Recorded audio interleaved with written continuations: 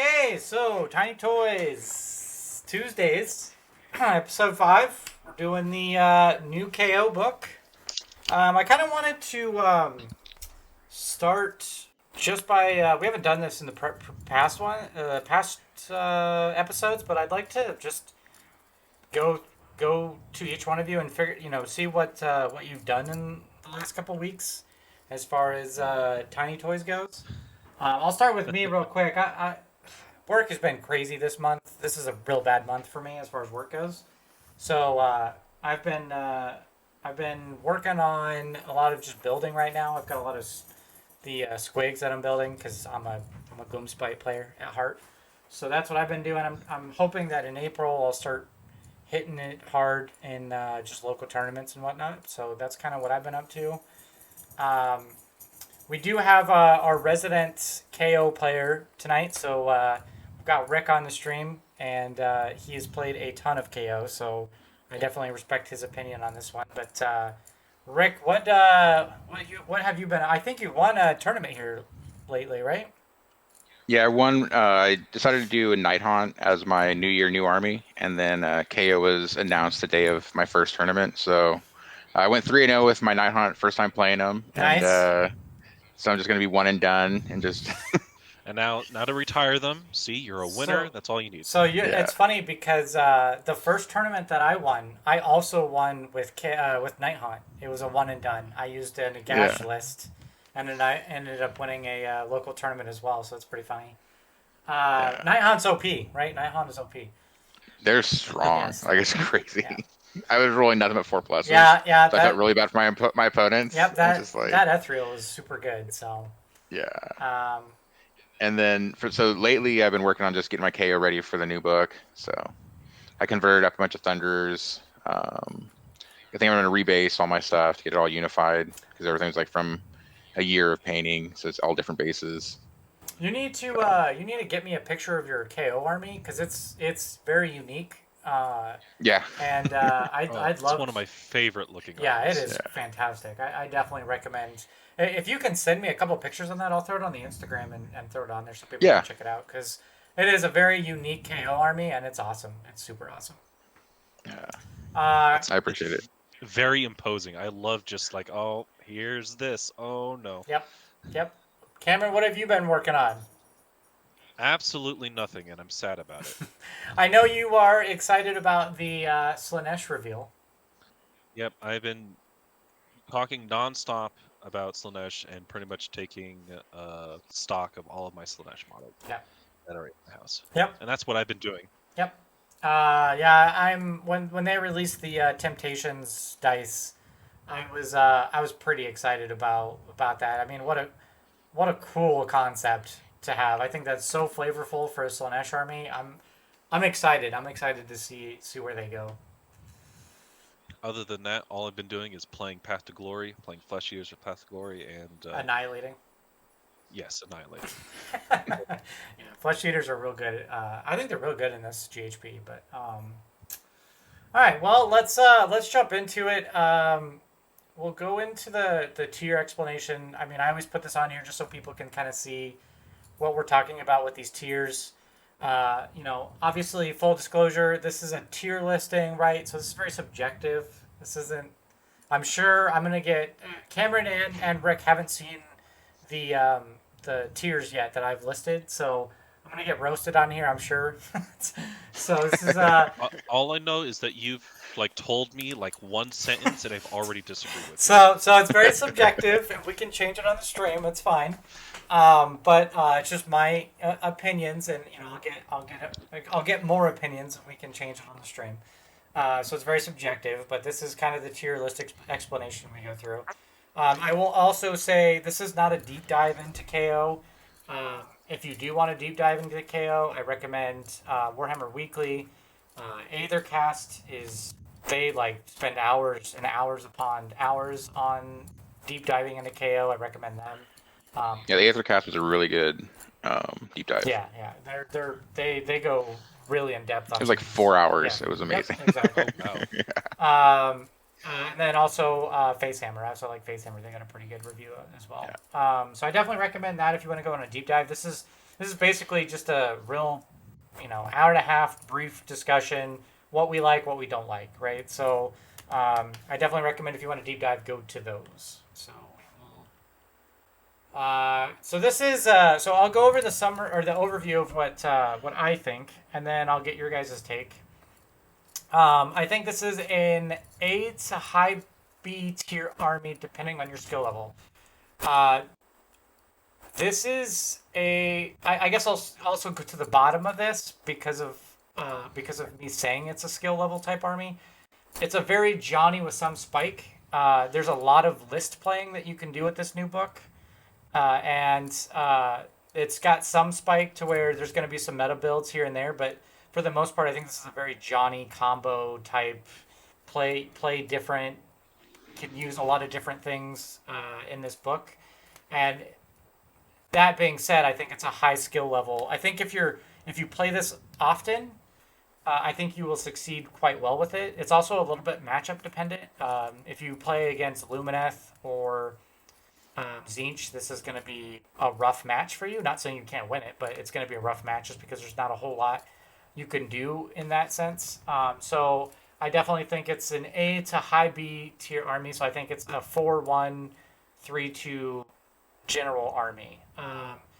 The high ceiling skill level, again, I think if you're really good with this, you're going to go far. With tons of movement shenanigans. While the fly high is no longer free and you can't do it with everything, there are a lot of movement shenanigans with embarking and disembarking, getting back into the boat, first strike, that type of thing. There's a lot of movement shenanigans with this. And then my last point is they're extremely command point heavy, but there are ways to get around this to make it a lot easier so you're not starved for command points. So, Brick, what are your thoughts on my overview? I'd say that's pretty spot on. I think they are probably A to B tier for competitive level. I can see people going 5-0 with them, but it's going to be basically very matchup dependent. Anything that has a lot of mortal wounds is going to do.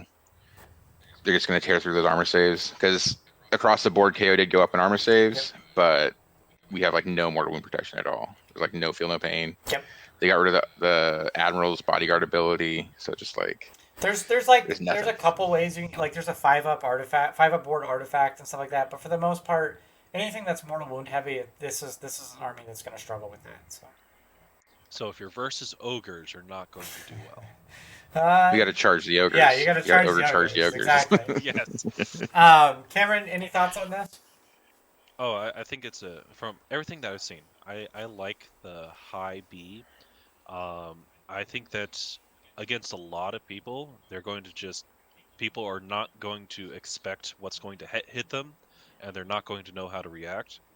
And then they just have so much movement shenanigans, and Age Sigmar is a movement-based game. Yeah. That and just like they have all these little tiny tricks that can go through everything of just multiple gunboats, and it's just this DPS check of can you kill a gunboat? If not, you're going to have a very bad time. Yeah. I also, just seeing some of the battle reports, the new ones, if you're a longtime KO player and you've kind of got out of it for a little bit and you're going back to them, this army plays a lot differently than you're used to. A lot of the battle reports that I've watched, a good one like Season of War, Carl played them, and he played them a lot like they used to play, and he ended up suffering for that because you can be a lot more aggressive with this army now. It's not a one-stop shop play style. There's many ways you can be more aggressive with this and kind of get more into combat, and I think if you're an old KO player, it's something that you're going to have to retrain a little bit because it is quite different. You got to forget some old habits. Yeah. And also the ranges went down a lot. Yeah. Basically everything is like max like 24.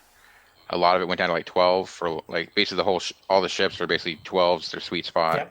Yep. So. Yep. All right, let's go into all the subjective stuff that I can get roasted on. Here we go.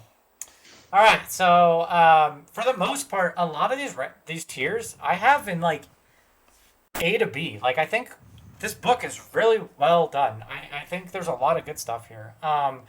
For the battle traits, obviously, S is going to be something that you're going to take all the time. Embarking, disembarking is obviously your shtick for KO. That's what you're going to be doing. That's your thing, right? So obviously that's going to be an S. I think the articles are really good, really good. 4-up rally on any KO unit, pretty good. It's pretty good. Even the other ones are good too. Is that which one's your favorite article? Because the 4-up is fantastic. 4-up rally. 4-up rally is fantastic. Like, I don't know.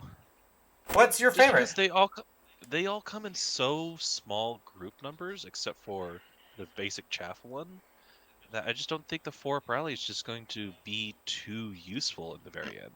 Oh, we have 15 Thunders, and those are all 2 wounds each on a 3-up save. They're 2-up save in a boat, -1 to hit. Engine. Are they 3 wounds each? No, they're 2 wounds each, but on a 3-up save now. Yeah. They went from a 4-up to a 3-up. They're tanky. Right. They're tankier. I could see them useful for Thunderers, but like anything else, if they're going to be taking damage, it's going to kill them. A 30-pack of Arcanauts, which you can do. I mean, honestly, that would have been a laughing stock in the previous Battletome, but now you can actually do that and get away with it. Even 9 engine riggers, if they're in your boat. That is my unit right there. 9 engine riggers, and if I can do a 4-up rally on them, I'm doing it every day. Because it's funny, it gives your opponent a really crazy choice. It's do you attack the boat and then the engine riggers heal the boat? Do you attack the engine riggers? Now the engine riggers rally, so if you don't kill the engine riggers, or do you attack the heroes, which you can't because they're at least in this GHB they're next to battle line, right? So you can't even target the characters. Yep. So good in this GHB. So I understand the 4-up rally is really good, but I don't know, the way that I play, I just like the +2 to movement for all the Skyvessels. Yeah, and that's good. That's what I'm saying. Is it's S. These are all really good. If it was me though, I'm gonna pick the 4-up rally. I think that is, it's an I'll take the +2 movement, and then I'll have some guy change my article later. Well, we can't do that. No article. No, oh, but you can take. Right? There's a subfaction that you take 2 articles, so you get the +2 movement. Yeah, that's garbage. It is garbage. We'll get there. We'll get there. All right. Amendments. I said B+. These are all pretty decent. All pretty situational. I think they're just all decent. I got nothing else to say but B+. I don't know if they're S tier. I don't know if they're game breaking, but they're all situational. No, because they're all a once per turn kind of thing. Well, once per turn. Yeah, you're right. I think they're all okay. My favorite is the 2d6 run. Oh yeah, fantastic. Yep. Again, they're all situational. The re-rolling 1 hit rolls. Okay. I like that one. Yeah, because personally, just because you're gonna be the problem with the run is that the guys in the boat don't get the benefits of the admiral ability that lets you run and shoot. So the guys in the boat won't be able to run and shoot unless they FAQ it. Okay, you sold me. And then also that does change a lot. Also, you're going to be on 2s and 2s in a lot of situations, and just being able to re-roll that 1 that you get is fine, right? So I think it's decent. Again, they're all situational. B+. I think that's where it's at. Nothing too big, but yeah. Footnotes. I said A-. These are all good. 3d6 charge is going to be a staple in this army, I think, because of a lot of the shenanigans you can do with this. I think this is A-, maybe A. These are all really good. These are all really good. It's once per battle. I think all of those are pretty good. Yeah, they're all once per battle, but they're all pretty good. They're all situational. Again, I don't think they're game breaking, but I think they're all situational and all pretty good. Cameron, any thoughts on the footnotes? No, they all have their use. Yeah. The 3d6 charge is my favorite. Yep. Yes. So the Iron Sky abilities, this is where the fly high kind of gets different, right? Where it's not free, you have to use a command point to do it. Obviously, that's going to be the one that is going to probably be used the most. I mean, these are all really good, but they will take a command point to do so, right? So it's a little bit different in that aspect, and that's why I put it as an A-. I really liked the combat drop in the new one that we got, basically, where it lets you basically empty your boat after you moved with the boat. Also going to be really good in some of these combos. Like, this is such a combo-heavy book. Just move forward a ridiculous speed, drop everything in your boat. Oh gosh, and have fun. I'm so excited to see what people do with this. It's going to be crazy. We'll get to it later too. I'm curious if this is still considered an NPE army. So we'll get into it later. All right, so let's go into the command traits. I said these were a B. I think some of these are going to be used more than others. Like some of these are not great. I mean, you can use them, but again, I think there's going to be standouts here. So holistically, I think command traits are a B. I could be wrong. They might be higher than that, but I honestly think they're more of a B. The great engine work, sure, I guess. Cunning Fleet Master, I think is going to be a standout. I think that's going to be used quite often, as well as the X Grunstock, making sure that they're battle line because Thunders are pretty decent now. So those are my. It also makes the little boats battle line as well with the Grunstock. Yep. And it also lets you issue a free command to those units as well. Right. So it's there's a lot into that ability, so it's hard to not take it. Right. Yep. At least I found. Oh yeah, I didn't even see the once per turn. Yep. Yeah. And again, this And is super. it's once per turn, not battle round, so you can do it as like an all defense, Yeah. you can do it as a redeploy, like all kinds of stuff. And That's again, 10 free command points. yeah, and again, this book is super command point heavy, right? So you got to make sure you're getting those command points, and that's why X Grunstock I think is going to be a standout. I also liked the Fleet Master though. I think it's got some shenanigans at the end of the movement phase for them. I think you can do some sneaky stuff with that, but for the most I part, think if you're not taking Thunders, yeah, Cunning Fleet Master all the way. But to get the 15 Thunders, you kind of need that or the Subfaction. yep, agreed. See, my favorite out of all of these, just because I'm biased and I love the abilities of the Navigator, is I like Stormcaller. Yeah, Stormcaller's pretty good, man. Being able to reroll those 6, and we'll get into them. It's so good, so annoying, so good. That's such a cool ability too. I mean, I'll be the one that rolls all the ones, so I'm totally down with using him. Right. But yeah, being able to re-roll that. Now, obviously, it's very gimmicky, right? It's for one model, but I think that I could see people taking that for sure. It's also really nice that you don't have to put it on a Navigator. You can just have it on like your Admiral as a general, and then his Navigator is now just a better Navigator. Which I find absolutely hilarious. Yeah. I do like the fact that the Admiral is now kind of the centerpiece of the army because that's what he should be. He should be giving out commands. Like that is what an Admiral does. So in that aspect, I think the Games Workshop nailed it as far as flavor, right? Yeah. All right, let's go into Artifact. Here we go. I'm ready to get roasted here because Camaron said no. This is not a B minus. So let me at least explain why I put it as a B minus. I think that there are very good artifacts here, but some of these will never be seen. So you're only gonna see 2, maybe 3 of these at most. The other 3 are garbage, and so that's why I put it in B minus because I can go up to B. That's fine. But I don't think all these artifacts are A. I don't think if you group all these artifacts together, they're A. I think you're going to see 3 of them specifically in all of the lists, and you're never going to see the other 3. So that's why I justified a B minus. But I'm open and ready to hear the roasting. You want to know why you're only going to see those 3 artifacts? It's because those artifacts are so good. They're so amazingly good. They are good. There's no need. They are good. So let's go over some of them, and I'll let you guys go through them as well. The spell in the bottle got worse, right? Because you can't use any no more faction in the spells, right? So you can only use generic in the spells. But it also got better. Did you have to pay for the You spell did. before? You did. Yeah, you so used to have now to pay. you don't have to pay for Yeah, it. now you don't. Yes, That's so it good. is. So you can take Yeah. a free Purple Sun, right? And that is super good. I'm not saying that's not. But there's also, not being able to take faction ones also drops it a little bit, right?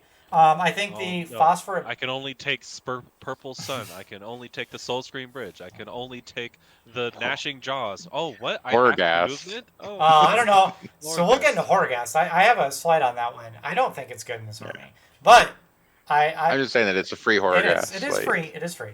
So I do think it's good. Don't get me wrong. I think it's good. I don't think it's game breaking. I think the spell in the bottle is like an A+ artifact, right? The bomblets also really good, right? I'll be the one person that rolls that one and doesn't do anything, but I think it's also super good. The other ones are okay.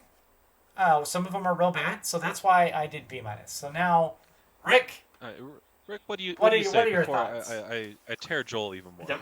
So I don't like.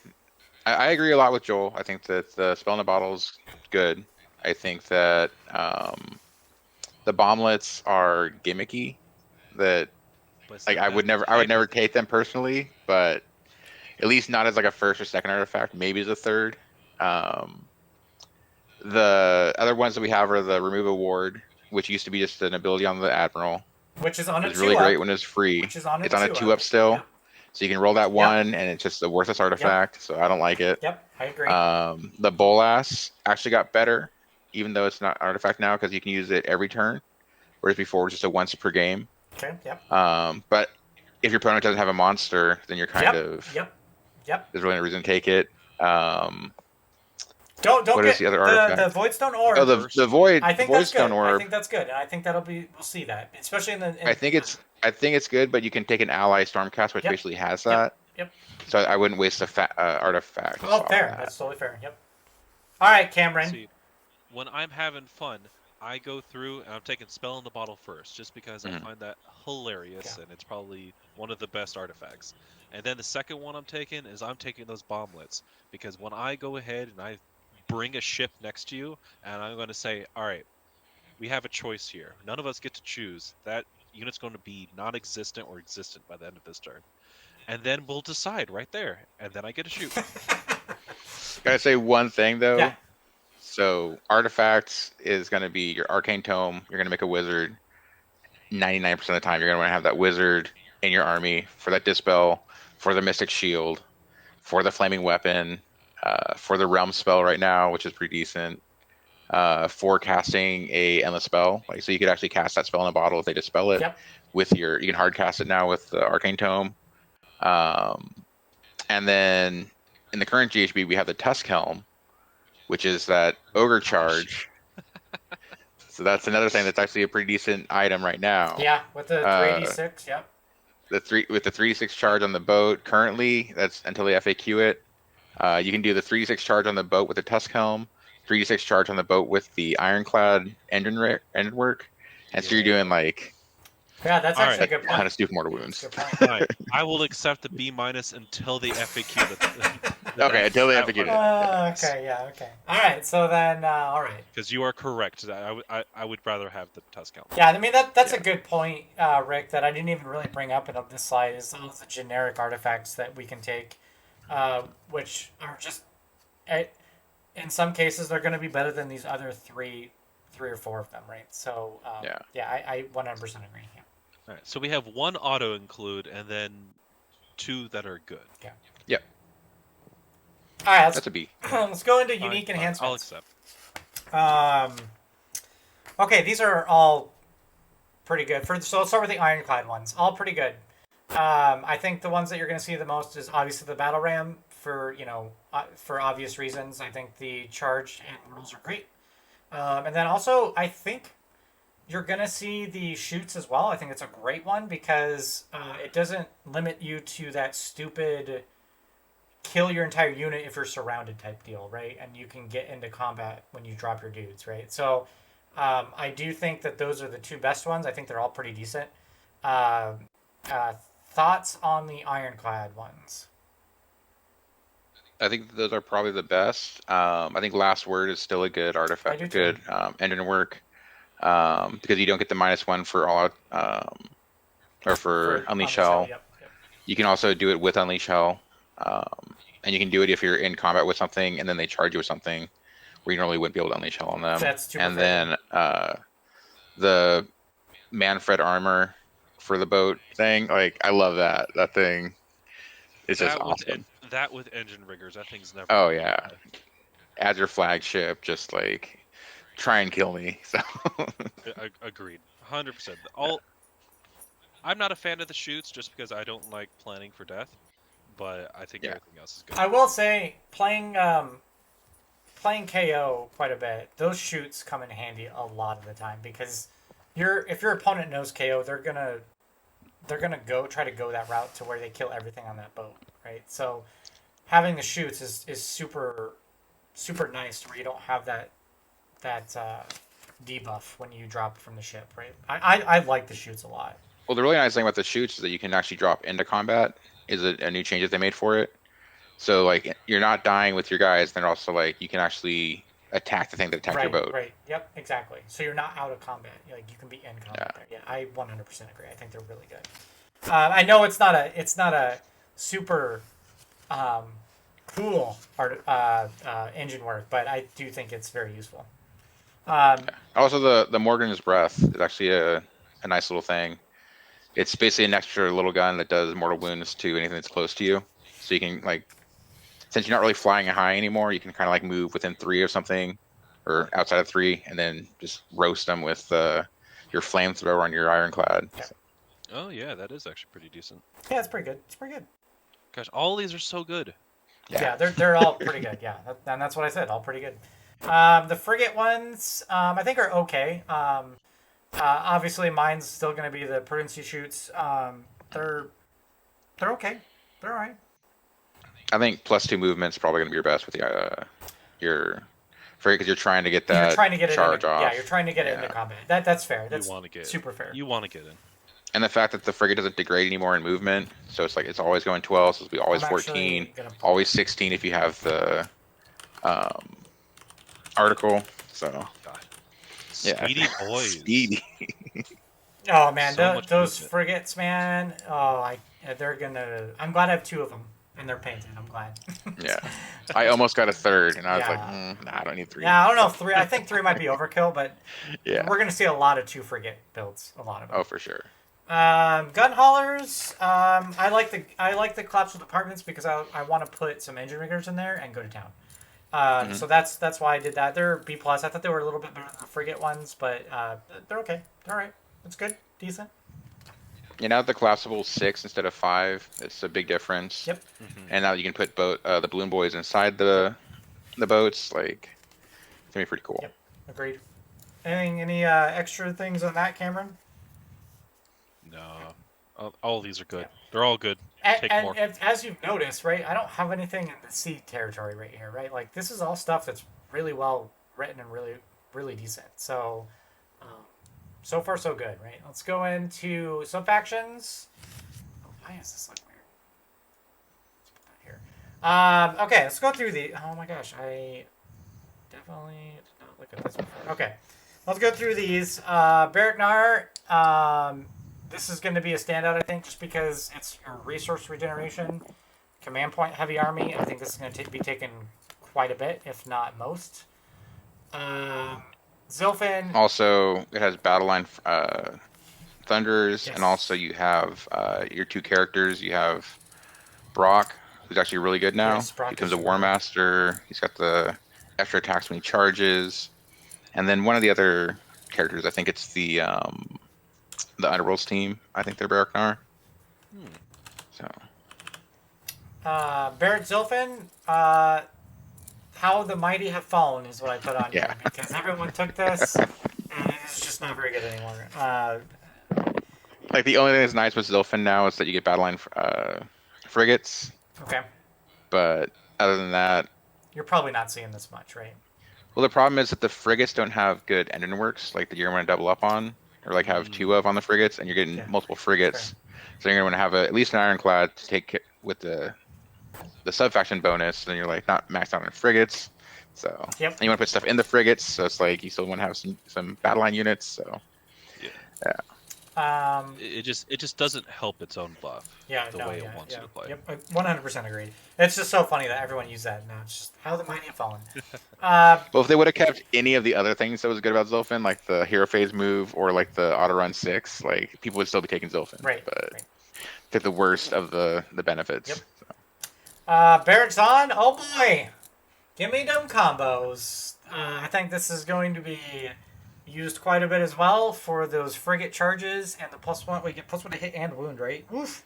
Yep. Oof. These things are. This is going to be a nasty sub-action face. I think this is a This is probably I my love favorite. it just because it goes with my favorite unit of the entire army, which is the melee balloon boys. Sky It Wardens. just there we go, Sky Wardens. Just because I want to take a whole bunch of those guys and just charge in, and then everything's on a 2/2 -1/2 damage. Oh, Yep. And it's the only way to make Sky Wardens battle line now, which is pretty cool. I mean, it's not cool, but it's, it's a good benefit. Do you think Barrack Zon or Barrack Nar will be taken more? Which one do you think will be taken more, Rick? Depends on what you mean by taking more. Like, if you mean competitively, Yes, competitively. I think that Nard would probably be taking more. I think Zon might actually be more of a trap. Like, Really? 'cause Okay. sadly, I agree. Yeah, like as cool as Dwarf Melee is, like with our Sky Dwarves just charging in with their frigates dude. and doing their 11 attacks. I'm telling you right like, now, with 3 guys. Like, I'm going heavy engine riggers, and I'm going to town, baby. I'm going to town. Yeah, Those saws are fantastic. they're really good. Yeah, but you only get one. Whatever, dude. I'm doing damage. Okay. Why you only get one? Does it one? Does it only one of them in the unit gets it, or one in every No, three? I don't. No, all of them can take it. Just if you don't take the guns. Oh gosh. Yeah, they're Yeah. super Never good. mind. I like them more. They're Yeah. super good. Barrack Urbad. I got that from James Ventrella. It's just real bad. I don't. They do give you gun haulers as battle line. Okay. They do give you the extra article, Sure. which is so you have some speedy But I think there's battle lines. There's so many ways to get other Sucks. battle lines now than the previous book that I Yeah. don't ever see this being used. Yeah, Isn't there a command trait to make the gun haulers battle line anyway? yeah. The X run stock is also makes the battle line. Yeah. There's so many other things to get here. Yeah. So. Yeah. Sorry. Barrett Mornar. Okay. Let me talk about this for a second, because I have seen everywhere. Everyone's like, this is the one to take, and I don't get me wrong. The 5-up taking a command point, first off, for Barrett Mornar is awesome, because that's exactly what that whole freaking subfaction is supposed to do, right? Aren't they like pirates and they take a bunch of shit or something? Isn't that like their whole shtick? So from a lore perspective, awesome. But this is bad, right? For someone who rolls so poorly. Okay. This is never gonna go off for me. I would much rather have any of the other good ones than Barrack Mornar. Don't get me wrong. For some people, this is gonna pop off, and you're gonna take a bunch of command points, and you're gonna be fine. For me, I can't use this one. I can't trust myself in rolling 5-ups every single time a command point's used. I'm gonna fail this so many times. See, the problem is you're banking on having it go off. I think just the threat of it going off is just well worth taking it. Yeah, it's a mental battle here. Yeah. I guess. Like, do you want to use your command point? Do you want to use it? Yeah. It might not work. You know. Yeah. Are you sure you don't want to use it over there where you're guaranteed to work? I think people are still, especially new players, they're not going to care. They're just going to use their command points, and if you take them, you take them. But and then it's all it's going to need. If it happens, twice a game, then I think it's worth it. Yeah. I mean, taking away the command ability for whatever they're using is good. I can't disagree. To me, I'm going to use one of the other ones. I don't think it's bad. I just think you get more value for the other ones. Well, I think Mornar is going to be that high skill. Like, I think that's going to be one of the higher competitive armies where the high skill player is going to want to play Mornar because they have that little trick of being able to do that. And basically, it's going to be able to do things that you can't do in other armies, because you can be like, it's basically giving you an extra rend if you're stopping their all defense. Yeah. You know? Yeah, I mean, and then you fight Osiarchs and you cry. Yeah, well, They have command abilities too, right? What? It's not command ability. It's relentless discipline. No, it's a command ability. It's not a command point. That's the difference. But I don't think even that you can. The command is not. Oh, maybe you could. Yeah, so this would work against OBR. On a 5-up, I mean, we'll the see command is not next received. month when OBR gets a new book, and it's all changed anyway, so it doesn't really matter. It's not relentless discipline. It's yoga instructor. And... all right, and then the last one. All right, so is this kind of a sleeper pick here, Barrack Thring? This is the one that I always use because I always liked, YOLOing the Hearthguard Berserkers and deep striking them in my previous KO army. So I was kind of a fan of this one. Now it's the priest thing. Is this good here? I feel like this is. No. You don't think so? I think it went the way of the Zilfin, honestly. Like these, like Zilfin and Thrang were the top two taken factions previously in the previous books. And the problem with it is it's tied to a priest, so you have to have an allied priest. You no longer get coalition, so it's going to be a guy that can't take what's the good curse? Curse, right? Yeah, curse. Yep. Yeah. Yeah, can't take curse. Can't take curse because he's no longer a coalition because he can't have any upgrades. He's an ally now. And then it's on a 3-up. Yeah. So it's like on a 3+, this slow 4-inch moving priest that's not going to be able to keep with your fast army. He's going to try and cast this buff, fail, and then just like in the dust. All right, you sold me. Oh. You should have been playing Mornar. You sold you me. know? Oh, did you fail the 3-up? All right, your entire Yeah. subfaction is useless Yeah, because you he's sold me. never going to be within. Hey, you know what? You say that, Cameron, but you got to get a 5-up in Barrack Mornar, so eat that. All right, we're moving You on. know what? But Barak Mornar happens more than once. That's true. Right. That's true. Yeah, I was kind of hoping that there might be some play there. I maybe as we go and Yep, one play and then it's done. Yeah. Okay. Great. You can build around Yeah. it and have like a block of like 30 Arcanauts with the priest just like moving up the board, but I don't think it's gonna be worth it. Okay, that's fair. You sold me on it. Yeah, It would be funny to watch 30 Arcanauts try to run across the board, though. Hey, you got that Soul Yeah. Scream free bridge, right? But then you're leaving your priest behind. That's a problem. You can't give him Tunnel Master. So Yeah. That's true. Yeah. That is true. That's true. All right. Let's go into the grand strategies. These are ridiculous. Like, oh my god. these are ridiculous for real. Yeah. So these are all really good, right? Now there are ways, like if you announce what your grand strategy is at the beginning of the game, the opponent can play into that and remove whatever is needed for that. So that's why these aren't all S tier, right? There are ways like that your opponent can easily deny you from this, but for the most part, compared to what other armies have, these are great. My two standouts are Rule for the Skies, which is to keep a Skyvessel alive. I mean, practically. And then Guided by the Code, which we'll get into in a second. The battle tactics are ridiculously easy. Again, there are ways where your opponent can just deny you these, but I honestly think this is the one and only book so far where you get those 4 battle tactics to complete your grand strategy, and I think this is one of them. I think this is one of those books where you can get that grand strategy by doing those 4 battle tactics. Rick, what are your thoughts? I don't agree with you on that. I do think that Rule of Skies is probably the best, but the Playing by the Code or whatever it's called, I haven't even looked at it. The problem is that you have to do all of your battle tactics as those. So you only get 4 of them. Right, but you have to do all of them, so you can't do any other battle tactics. That's what stops me from like even looking at it. So you can't do Yeah. So it's not just 4. You have to do every single one of them there. Okay. Right. Okay.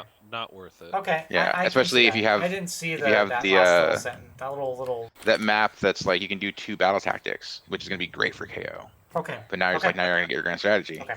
So. But we can all agree, Rule of the Skies is ridiculous, right? Rule of Skies is gonna be great unless you're playing versus a very specific like Archeon. Sure. Or something But you're gonna target that thing anyway, right? You're gonna try to target that thing and kill it to get your grand strategy at that point. Yeah, but Archeon is just so tough. Yeah, I know. Hey, good luck killing Archeon. Hey, me playing Archeon a bunch of times now with both Zinch and Slaves of Darkness, he is a beast, but he can go down. He does go down. Right. Yeah, he does. But who's going to go down first? That's all. Yeah, fair. That's fair. Yeah. I still think Rule of the Skies is the best one, though. I think that's. But I would say that the flagship one, which a lot of people are looking at, I think it's a trap, because the thing is, you don't even have to kill a flagship; you just kill the admiral. Right, So and that's exactly what I said. Once he's dead, like, that's why I said it's one easy ogre, for one ogre charge. Yeah, easy for Right. an opponent to deny that one. Like as soon as you mention that, they're gonna be like, okay, well, easy. Okay, got it. So, Yeah. Yep. every mortal wound just going straight for that admiral, Yep. just like a homing beacon. Yep. And you're not going to take the 5-up board abilities. So, Right. Yeah, does he have like what 5-6 wounds? he got 6 wounds. All right, we'll go on to the battle tactics. These are all pretty good. All pretty doable. 5 out of 6, I believe, is the the correct answer? Yeah, I think bombing run is situational, right? Obviously, if you can do it on something that's almost Never. Bombing runs are never, especially with the new bombing run. Yeah, Like it's. fair enough. That's why I labeled it B. But like, look at all these A's and S's, right? Like, Oh yeah. boots on the ground, easy first turn, especially in this GHB where it's hard to get that first turn build tactic. Well, you also have a really good first turn with the opening salvo. Yep, that's true too. Yep. So. I think I did it easy depending on turn priority because that could screw you potentially. But if you're taking second, like if they're basically giving you second, because they're not gonna like you're just gonna be deployed so far back, they're not gonna kill one of your units that's in the boats. Fair. Like at least I don't think so. You're gonna try and keep them safe. Right. And then when you get to your second turn, you get to do opening salvo. Yeah, that's fair. And if they give you first, you're just gonna fly over there and just murder something that's easy to kill. Right. So. I mean, nice tasty screen. Yeah, boots on the ground and opening salvo. Those are the two that I was like, yeah, okay, great. These are all good. Again, in a GHB where the battle taxes are a lot harder to get, this is fantastic for KO. So. Yeah. Any other thoughts, Cameron, on these? They're so easy. They're like. Yeah. When I think of like, all right, easy battle tactics, I think of Zinch and I think of KO now. Yeah, for sure. I think Gitz has a couple good ones too. Gitz has a couple good ones. You know, not as many as these, like but Gitz has a couple. You could, like you said, this is like the first time I've seen like, yeah, I could probably do every single one from the book. Right. Yeah, you can take that. You could actually take that and be something that's useful, right? Yeah. Take the current strategy, but core battalions, escort wings, garbage, and attacks. I mean, what you're going for is probably battle regiment. I mean, these are all going to be the general ones are going to be more useful than all of these, right? So. Hey, you just take 2 battle regiments. Right. Well, the problem is for these they don't have magnificent. That's just like you want to have an artifact if you're taking more than one drop, or you're taking a one drop. Yeah. So. 100%. So these are. I mean, that's all. That's what we got to say about core battalions, right? Nothing else to say there. Nope. You either do a battle regiment or you do the command entourage or command entourage, warlord. Warlord would be real good in this because of that kind of point. Even the Galatian shooters now. Just you want to have something. So. Yep. All right, here we go. Let's get into the War Scrolls. And you guys can roast me on all these. To be honest, a lot of these are fantastic, and I made it. I mean, I tiered them as such, right? Again, we're not going to go through every single one of these and deep dive into them, but we'll pick the better ones. And this is continued on. There's obviously a lot of Skyfarer Warscrolls, right? In this book you now have Skyfarers and vessels, ships, and that's it.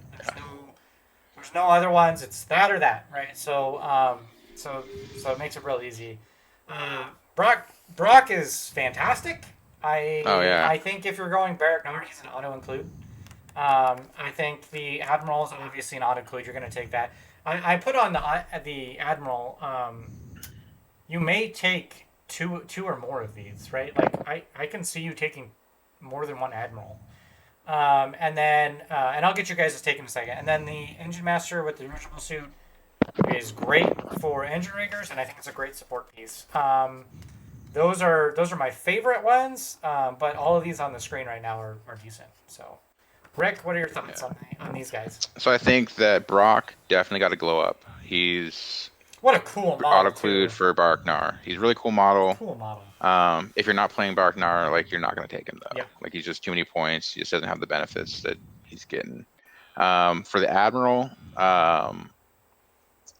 I really don't see taking more than one unless you're taking like some kind of like specific like skew list, like an Admiral boat where you're loading up like 3 Admirals in a frigate and then charging them in and popping out, smashing them in strike first. One good thing about the Admiral though is you do have that run buff and you can not stack it, but you can do it for multiple turns. Right. So if you want to like do something like that. I'm putting the Admiral, if I'm taking 2 of these guys, I'm putting them in a frigate and another frigate, and then I'm using that to my benefit. Yeah. That's fair. Yeah, I could see that. Anything else on this, Rick, before we get to Kevin? For the dirigible suit, I like him a lot, but he is, I'd say he's a little bit overcosted for what he gets. Is he, he's 170? He's 170 right now. I think that if he was down to like 160, he'd be like an auto include. One thing that people haven't really been saying about him is that his ability to stack. So say you do have 2 of them, and you have some engine riggers next to them, Oh my god. they're going to be doing the 2 wounds Okay, on a 4+. that's got to get FAQ'd. There's no way. Oh, that's so beautiful. What are you talking about? I Yeah. think you just sold him for me. Wow, Just, that's crazy. Like, that's 2 of them. But it's just so hard to fit 2 of them in there and then having engine riggers. So. oh yeah, I get. He is 170. Yeah. He is expensive, but I mean, you're not killing it. Boat though. I mean, Jesus. Now, Yeah. I disagree on that Aether Navigator.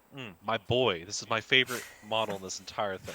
Hey, you know what? I would take him because I roll ones, baby. Give it to me. And he's super only cheap. He's only 85 points. points. You take one, and oh no, there's for 85 points, I get something that has a 15-inch range, so not the 9-inch range. For his shooting. Oh no, it's not good, but it's 85 points. You get that amazing ability. Yeah, my command trait makes him re-roll that. All I need to roll is just 1/1, and then I can screw over an entire. Just 1/1 will screw over just any unit that you really want. And it's a 30-inch Half that- range too, like crazy. Oh, did I get a sick? You mean 6? Do you mean that one of my ships is going to be able to alpha strike you this turn? Yeah. Okay, Yeah. I'm good with that. And he gets an unbind. Yeah. I mean, he's good. Something that is really needed in this Yeah, army. he's really good. And for 85 points. And he's on a 3-up save, I believe. Yep. So. 3-up save. Yep. 3-up save, 5. All right, I'm putting him as an A-. You sold me, Cameron. It's so like I don't know if you take more than one because. No, I wouldn't take more than one. I wouldn't take more than Well, one. the funny thing is, when we first saw the leaks, we didn't see that once per. Everything we're like, oh, we gotta have 5 of these guys. This is gonna be amazing. 5 of these. Yeah, my opponent's never. Roll 30 going to dice. move. Yeah. My opponent's never going to move, and I'm going to laugh. All right, let's move on to the next Skyfarer Warscrolls. Let's talk about the code right. I think if you're, I think new players will be a little bit hesitant to take this because there's a lot to think about when you use him. But if you're a decent KO player and you've played them for a while, I think this guy's fantastic. He's good for the command point regen because you get that 4-up. So I think he's going to be used quite a bit because, again, command point heavy. And then being able to change your, was it footnote? Is that what it was? Article and footnote. Article. So it's a roll. On a 2 to 3, you get a footnote. On a 4-up, you get footnote and or an amendment. Got it. Amendment, Okay, that's what it was. Yeah. Which is really good. It can come in handy. It's very situational. How many points was this dude? 90 90. points. Yeah, it's not bad. It's not bad at all. I think he's pretty good. 3-up save. I think he's the best on this page. Thoughts? I'm not a fan. You're not a fan of the code, right? Okay, well let me ask you this though, Rick. Okay, let me ask you this. Okay. Is he not a fucking cool model? He is a cool model. He is an awesome Ever since model. they previewed him, and I saw those books, I was like, that is definitely KO. Yeah. So we're definitely getting a model. Yeah, he is such a cool model. He is such a cool looking model. He's probably one of my favorite KO models. I agree with Rick. I would rather have a navigator than a code right. Yeah. Just because On like, this the page. amendments On are, this page. just because like the amendments are cool, but like they're. I'd rather have an extra chemist than a code right. For the extra You rend. know, for the extra rent to have it on 2 different units. So Okay, that's fair. Yeah. That's fair. Yeah. The thing is, to me, regardless of the changing out your footnote or whatnot, but it's the 4-up command points that I want because I just think you're going to go through command points like crazy in this army, and I really want I don't those think command so. points. yeah, I think that having the flagship, which lets you, we didn't say that with the admiral, but the admiral can choose one of the ships to be a flagship, and it lets him issue a free command every turn. Which is also why Deletes every turn, so you get your free all-out defense, you get your free redeploy, free all-out attack, free. I guess another thing that we didn't mention was the boat abilities can be issued by the boats themselves or by admirals. And so that's the only way to issue the double command is by having an admiral issue one of the abilities and the boat issuing the other one, because even though the boat can receive 2 commands, it can't issue 2 commands. So you can't issue like fly high and disengage or fly high and combat drop. So you need to have the admiral there with the flagship. Well, not with the flagship, but the free command from the flagship's nice. Okay. Yeah. Yeah, I can see. I don't the see it chemist. hurting too much. Yeah. I'm a little bummed because I have 3 engine harness dudes, and they're just okay. I'd still probably take a dirigible suit over the engine harness, but meh.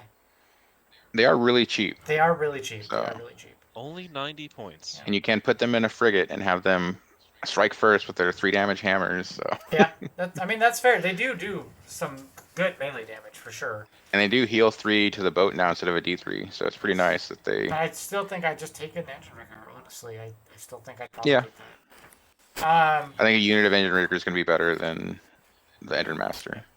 Agreed. All right, let's go on to the next page. I mean, obviously, I'm biased here. So I'm curious. I know we said we could go all out on Arcanaut Company. I still think they're not great. I think there's other ways to get better battle line in here. Mhm. I do see their purpose, but I'm going with a different battle line, probably. This army is not a swarm army. I agree, 100%. But it can It be. can be. Yes, It you know can what? be. That is true. It can be, but I think you're going to be taking other battle line, which is awesome that you're able to do that, because that was the worst part about the old book. It's like, all right, start a KO army, add 3 Arcanaut Company, check battle line. Like it was. I'm glad there's other ways to make more battle line. It's not my favorite battle line, but if I see someone doing 90 Arcanaut Company, I will shake their hand. Yeah, fair enough. I think 80 is probably going to be Yeah, fair enough. the most. I mean, obviously, my favorite war scroll on here is obviously Engine Riggers. Give me that saw, baby. Yeah. Give me the saw. Give me in some frigates. Let me charge 3d6 into that. Do some mortals, and then strike first with the Engine Riggers. Let me do it. Yeah, I'll agree. Engine riggers are pretty good, especially compared to the old book. Like they got the Blow it. best glow out. The only other one I'll say here is Thunders are good now. I think they needed that 3-up save to make them more viable. I still, the number one thing I hate about this book, is the multitude of weapons. I hate it. I hate playing against it. I hate playing with it because you have to figure out, okay, I got one of these guys, I got one of those guys, and it's a pain to do all of that. And for new players, it just takes time. So I do hate that aspect of it. But I do think Thunderers getting that 3-up save makes them a lot better now. Like I did just make 15 Thunderers, and I did cannons, Aether cannons, and the mortar. Like Yeah. 18-inch guns. That's it. Unfortunately, I have like all of them, so I have to use them now. But Yeah. It is what it is. I wish that aspect wasn't there, but I get the reason why. Yeah. I've always loved the Thunderers, but I refuse to play them because of how many attack profiles they It have. just takes so long. And if you're good with them, then more power to you. I mean, I played, I don't know, probably 10 to 15 games with KO, and it was always a pain for me. So it is what it is. Yeah. All right. Any notes about Skywardens? Do you think I have them low? I like them, but Do you think they're too? I think B plus is probably accurate. What are your guys' thoughts on them?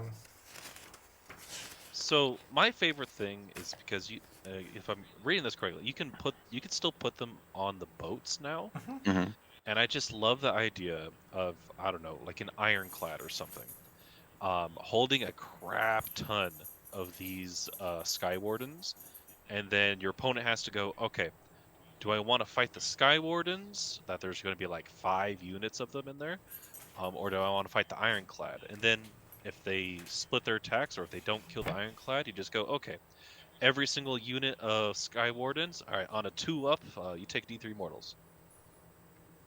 Yeah, I mean, Just be this mobile bomb threat. I think they're decent.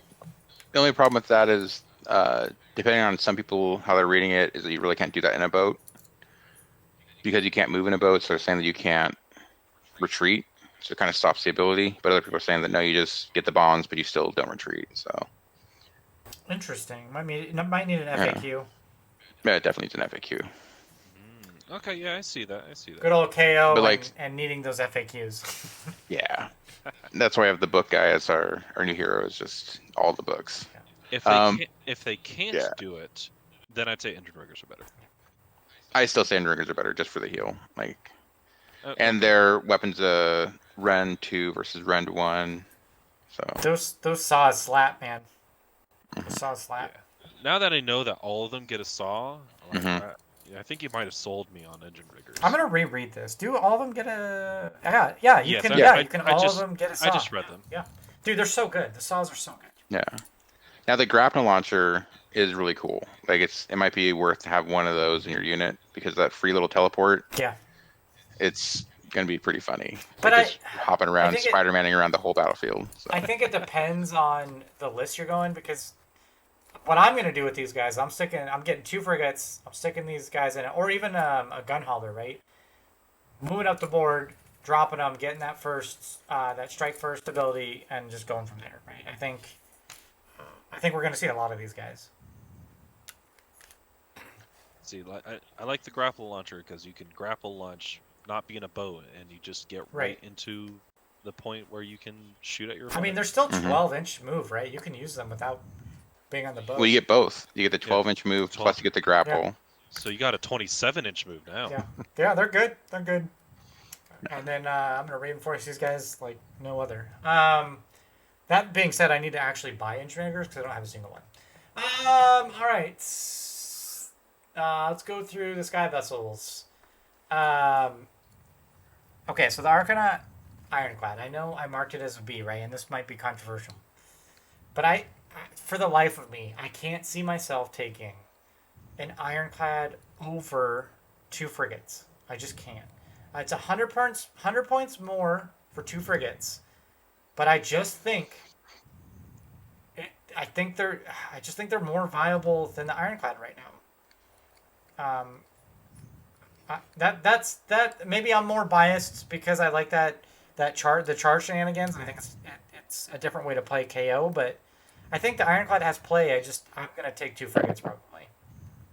I think that's kind of the choice that most people are going to be making is, do you want to take an Ironclad or 2 frigates? Like, it's definitely pretty in your viable. Like, play testing or in your testing, Rick, which one are you leaning towards?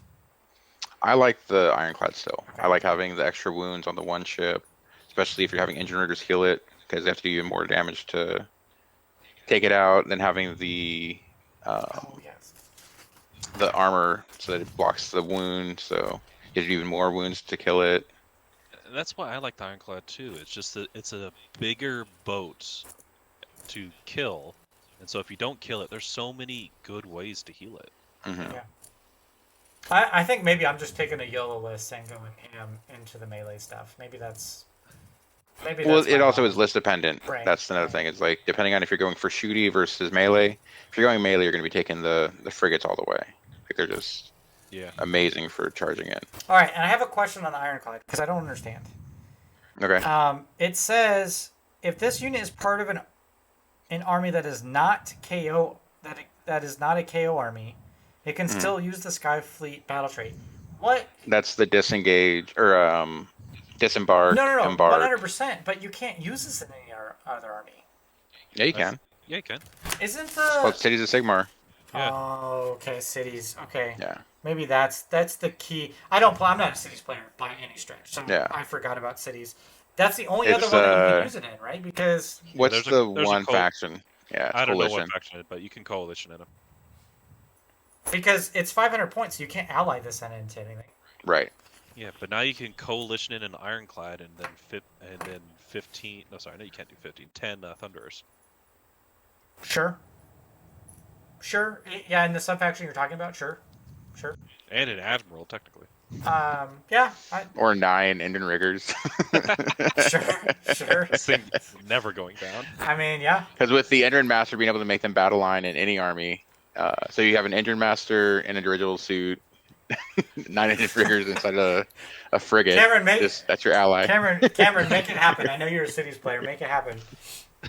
That's pretty funny. And then I think I've got 6 gun haulers in my collection. I want to use those guys. I think they're pretty good. They're so cheap for what they do, Yeah. with like a 3-up save, good movement. Yep. They have okay shooting. Like They're okay. I think they're Yeah. relatively the same as they were last edition. But I think they're a little better now. Yeah. Because the carbines went up to be like the big ship carbines. Because before the old ones were just 1 damage, where these ones are 2 damage now. okay. Their cannon got a little bit better, so you can do 2 shots. The D3+1, I believe. Okay. yeah, And then you And can you still have the well, and one then the more shot wound shots. thing, yeah. and then don't forget you can take the is it the artifact that gives you the Command command trait. trait that gives you the Yeah. 6 bodies in these guys. Yeah. Oh yeah, you can make them the collapsible compartment Yes. for that. Yep. But you can also make them battle line with bear or X Gruntstock. yeah, yep. So you have battle line gun haulers. Yep. I think they're good. they definitely have play. Yeah, I agree. Maybe I'll pull them out. All right, let's move on. Okay, so that's pretty much all the battles or all the war scrolls for them, right? It's pretty. There's not very many war scrolls for this army, but so we're gonna go into allies. I know the allies say that you can use Cities of Sigmar Dordan. I looked at all the Dordan that you can take. Am I missing any other ones that would be even relatively decent for an ally? The priest, and that's it. What? The priest, and that's it. Which one's the priest? Rune Lord. Yeah. Oh, Rune Lord. Okay, I didn't put him on here. I put Iron Drakes because they've got decent shooting, but I'd still probably take. I wouldn't take them. Do you have gyrocopters on there? I do not. I looked at them and I was like, maybe I just don't. There was gyrocopters and the gyro Bomber. Yeah. right? And I mean, I guess you could take them. And they're really cheap for what they are. Yeah. Yeah. They're not good. I'm not saying they're good. I'm just I mean, yeah, you could put them on here. I only They're an option, not a good one. I only Right. put allies on here that people would potentially take. I don't see anyone taking gyrocopters on here. I only see the priest, and that's it. Okay.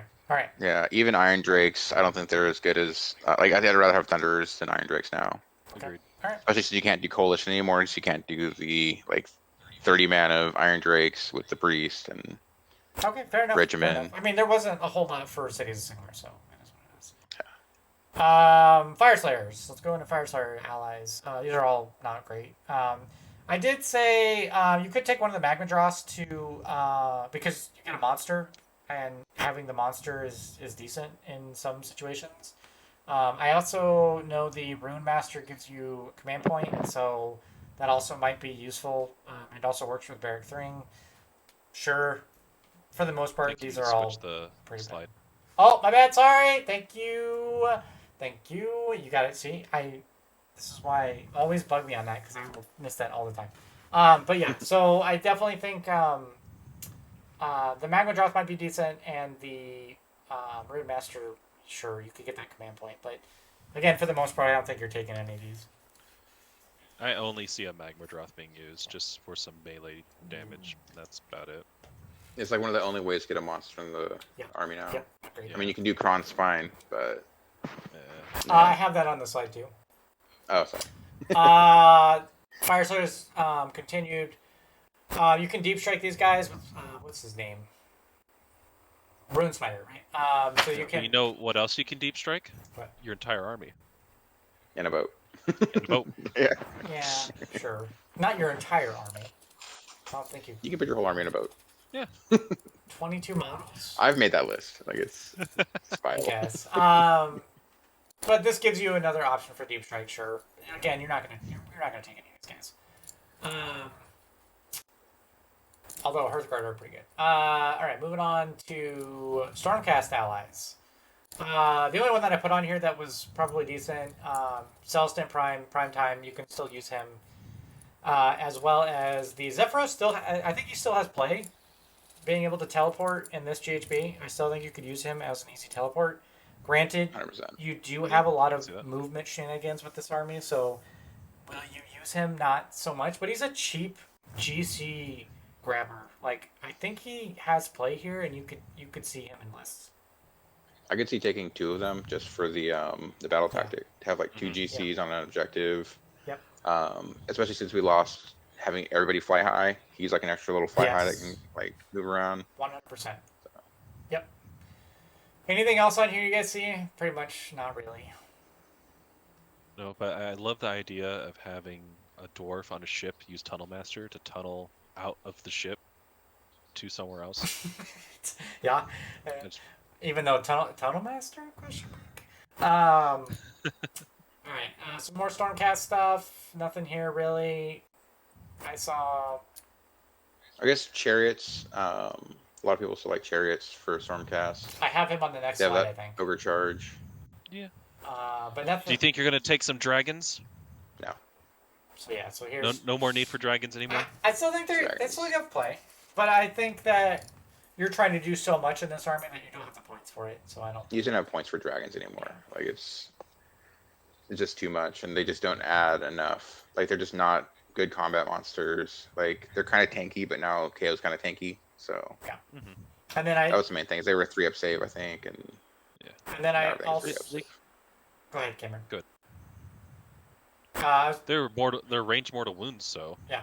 I mean, I still think you'll see Stormdrake Guard in KO lists. I just don't think you'll see him a lot. I also had the Stormstrike Chariot in here that we talked about. It's fast and it's got some charge mortals, so you could do that. And then I also put the Long Strike Crossbows on here because it's funny, they have longer range than anything else in this army. And they do quite a bit of damage, so I could see people taking those as well. But for the most part, probably not much of this you're going to see. How many points are long strikes?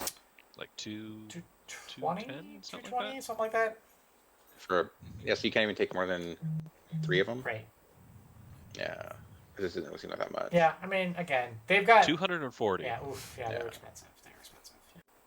Yeah, meh. I put the Bridges of Renown on here because I know that's a new thing. Probably not seeing this much though. Maybe the Sylvaneth one for some crazy movement shenanigans, but probably not seeing anything here. You can Not block your KO. block your opponent from getting to you, range mortal wound, but that's about it.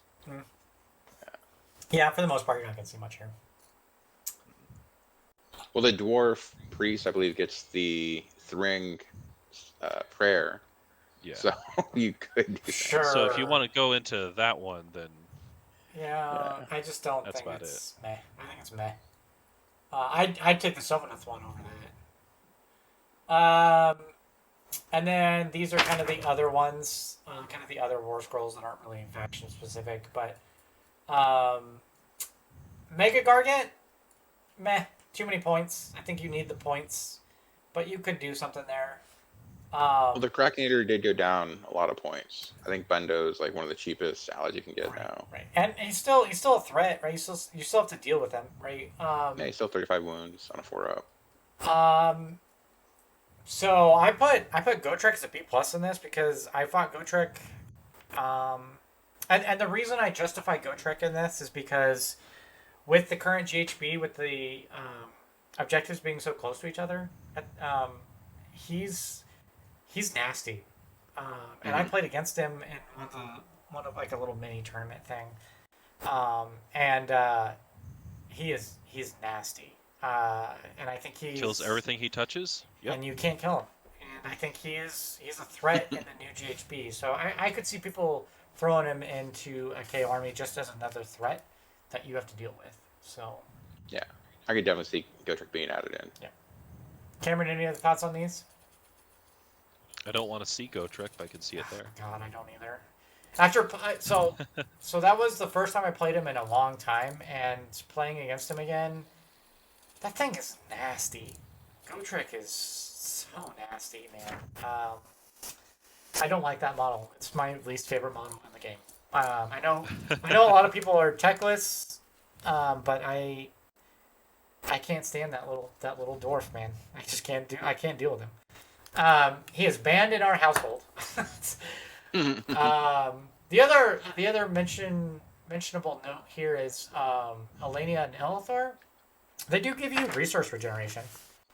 It's too slow. It is too slow, and you'd have to keep them alive. But I mean, Yeah, they can't survive on their own, and they're too slow to catch up That's to fair. everything. totally fair. I don't think I've ever seen them used anywhere in anything. So Yeah, But they're okay. They're a mid between everything. if you can, I guess if you want some unbinds, right, if you can keep them alive till the end of the game, they'll do damage. They will, that's fair. they will hit hard if you can keep them till the end of the game. But that's the problem, right? What's funny is I only ever see them when I'm like building a list and I go to like add an ally and I'm like, oh, these guys, and look at their war. I'm like, oh yeah, them. Oh yeah, those guys, they technically exist, don't they? Yeah. I put them in here because what it is what it is. All right, let's go to endless spells because you can technically take endless spells in here. Again, I have them all, but on this slide alone, none of these are very good. So I don't see my. Don't need an Emerald Life Swarm when you can just engine rig it. Right, exactly. It is extra healing in case someone's going ham on a Ironclad or something, but for the most part, you're not taking any of these. Nah. And you can't control it with a spell in the bottle, right. so it's too dangerous. Yep. You need that Arcane Tome, right? Yeah. Next, Purple Sun, still good. Getting that +1 rent and it being free, still good. I think Ravenax Gnashing Jaws is also pretty good in this current GHB because I think it's there's a lot more slower moving units. I think they're just a little bit more than just that, just because of the Navigator. Mm-hmm. What do you mean? To have movement and it's not going to flying anymore. People. It's nice. That's fair. That's fair. I mean, so I can bump Ravenax up to like maybe a B+. I mean, The problem with Ravnax is putting it in your spell in the bottle. It's still predatory, and that so is true. right. So a lot of them you just want to hard cast. So the question becomes: are you taking Purple Sun over Ravenax, or are you taking Ravenax over Purple Sun? And to me, I'm taking Purple Sun. Probably. Me personally, I would take Ravenax. Well, I'm taking Bridge, so. Yeah. Okay, fair. I don't even know what I put on the bridge. It might be bad, so I might have to change that. But Oh, it's definitely like, I'd put it at A tier. Really? It's gonna be amazing. You'll have to. He was Okay, so I put it at describing it D. to me, and Don't I- get mad at me. I'll change it. But Rick, justify your Soul Scream bridge. All right, so the reason why Soul Scream Bridge is so good in KO is that when you use the movement for a Soul Scream Bridge, it's not considered movement. Okay. So it just lets you do so many just shenanigans. Like you can put your Soul Scream Bridge out from your bottle for free. They can't dispel it. Right. Now you're moving you're basically doing a free fly high on your ship. It didn't move. Now everybody in the ship can disembark and move because the ship hasn't moved yet. Right. So you have that extra range from there. So even though you're 9 inches away from the enemy, the guys in the are getting out 3 inches, moving up 4 inches. Like you're within 3 inches, you can do a 3-inch charge. Okay. Okay. Then you also have the Admiral ability where you can do the must remain stationary thing to get the extra attack. You can do that with the bridge. Mhm. That's going to be something that people aren't really going to see. So Um, are you yeah. taking this over any of the ones that we talked about? Yeah, I'm taking it over. In that strategy, yeah, I can definitely see it. Just because you can get your Alright. people so close. Take an Ironclad, that's 22 models right at your opponent's feet 1st turn. That's fair. That's fair. And then the Ironclad can now 3d6 charge from the Yeah. 9 inches away. Yeah. Okay. Yeah. You can get into a lot of stuff at that point. Yeah. Mhm. It's an Alpha Strike Hell with an Ironclad. And you don't have to burn a command point on it, so you can save it. Nope. Yeah. All right. I'm with you. I can see it. All right. So Don't want to fight it, but yeah. so that's what we got for the book, right? So for summary, I'll just go over this, and then you guys tell me what you guys think. Definitely, obviously, as you can see, there's a lot more variety in gameplay. It's not just all shooting. You now have a lot more charge shenanigans. You have a lot more melee shenanigans. The internal balance of this book is fantastic. It's hard to make a list because you have to pick and choose what you want to put in there. So I think it's the internal balance is great on this. I definitely think that this will see a increase in the tourney ranks from what KO is currently. And I definitely think that we will see some more 5-0 KO lists. That being said, there are still some weaknesses for this army. This army is not almighty powerful, right? I think it is going to be very matchup dependent. If you have heavy magic, like I do not think this plays well into Lumineth, and Lumineth is really strong right now. Oh yeah, I think Lumineth will destroy yes. most KO lists. Yes, I think it's going to be very matchup dependent. And um, uh, and then last with this is will this be what we saw in the previous edition, to where it's a very NPE heavy army, and by NPE I mean negative player experience, right? Are people going to have a bad time playing against this and just not be able to use their toys when they play, right? So I don't know yet. I think the word's still out. I don't think there's enough games yet to determine if this is a very NPE heavy list, but I think it's definitely better than what it was. But we'll have to see. So I'll turn it over to Rick. What is your summary? What did I miss here? Well, I would say that I don't think it's going to be as NP as it was before. They got rid of the everything flies high. That was a big NP experience for a lot of people. Agreed. They got rid of the hero phase move, so basically the hero phase drop a stun on your face. That's just gone. That's fair. Yeah, because you only have like a minor move in that hero phase with the navigator. The navigator, and that's on a 6 if you roll it. You know, like You have 6 shots though. yeah, you do, but Yeah, you can't Yeah. guarantee it anymore. you can't guarantee it. And then it's still only I think D3 plus 3 for the movement, so you're not really getting up the board. You do have was it Cunning Fleet Master where you get that 12-inch move. So Right, I've been thinking about that. Is you can do your opponent takes the first turn, you 12-inch move up. Now you're within range to Purple Sun, but a smart opponent's gonna know what you're doing and they're gonna play around it. So. Fair. I think the only NPE experience this is I think it's the same type of NPE that an Iron Jaws army is, except instead of melee, it's shooting. Sure. Yeah. Sure. It's going to be first turn. I'm going to get right up into your face. I'm going to shoot you, and I'm going to do a crap ton of damage. But if you survive it, then it's a huge gamble on the KO player. Right. We do have some really cool tricks. Like yes, you do. like one of my favorite tricks right now is just the you get out of the boat and then you can redeploy back in the boat. Right. Yep. All right, that's pretty fun. Yeah. I mean, there's a lot of cool movement shenanigans with this, and as we go, people will figure out more combos with this army. I think it's, like I said, it's a very Johnny army. This book. Yeah. And I declare it a shooting Iron Jaws list. sure, I can see that. sure. But that's the thing, is like you don't have to go that route, right? Like if I'm gonna play this, I'm taking 2 frigates and I'm going heavy engine riggers and I'm going straight in, right? Like that's the thing, is like you don't have to play this in such a shooting fashion. They're still gonna have shooting. I mean, it is KO, but you don't have to play it that way now, which is awesome. It's not one dimensional. And you can also take 18 engine riggers inside an ironclad with some heroes. God, that's so awesome. That is so awesome.